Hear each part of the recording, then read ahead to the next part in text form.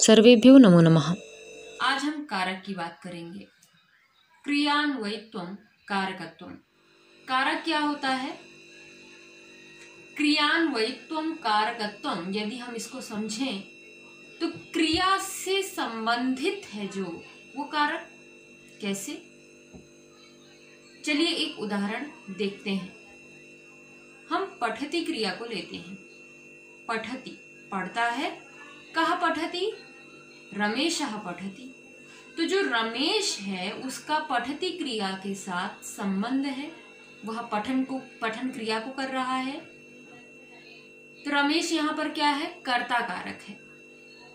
कर्ता कौन होता है? जो स्वतंत्र होता है। रमेशः पठति, रमेशः खादति, रमेशः पिबति, रमेशः गच्छति, हम कुछ भी कह सकते हैं। तो इस तरीके से हम कारक को समझ सकते हैं। चलिए हम एक एक कारक पर ध्यान देते हैं और उदाहरण के द्वारा उसको समझते हैं। सर्वप्रथम है कर्ता कारक। आपकी स्क्रीन पर ये कारक चिन्ह भी दिख रहे होंगे। इसकी सहायता से हम समझने का प्रयास करते हैं। पहला है प्रथमा विभक्ति का कर्ता कारक। कर्ता कारक में प्रथमा विभक्ति होती है। जैसे राम ने पुस्तक पढ़ी, रामः पुस्तकम अपठत। अब कर्म कारक का उदाहरण देखते हैं। राम विद्यालय को जाता है, या फिर हम कह सकते हैं कि राम विद्यालय जाता है। तो रामः विद्यालयम गच्छति। को का चिन्ह कहाँ लगा हुआ था, या को का अर्थ कहाँ पर आ रहा था? विद्यालय के साथ आ रहा था। अतः हमने विद्यालय में द्वितीय विभक्ति की। अब करण कारक को देखते हैं।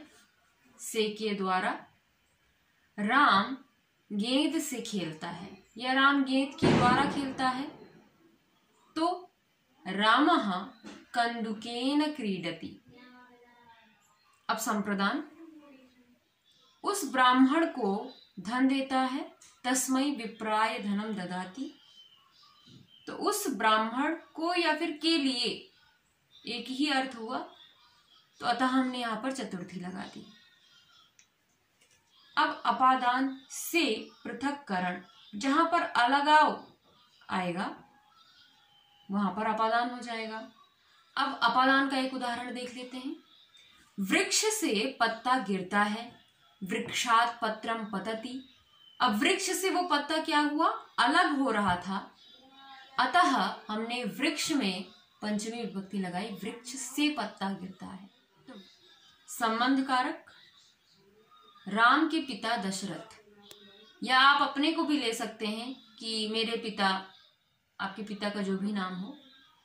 तो राम के पिता दशरथ, रामस्य पिता दशरथः। अब अधिकरण को देख लेते हैं।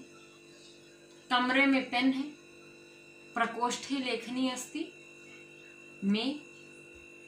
या फिर पर को देखेंगे तो मेज पर गिलास है, तो उत्पीठिका याम चषकः अस्ति, सप्तमी लगा। आधारोधिकरणम। तो इस तरीके से हमने कारक को देखा। अनुवाद के लिए रूपों का ज्ञान होना परम आवश्यक है, ये मैंने पहले भी बोला था।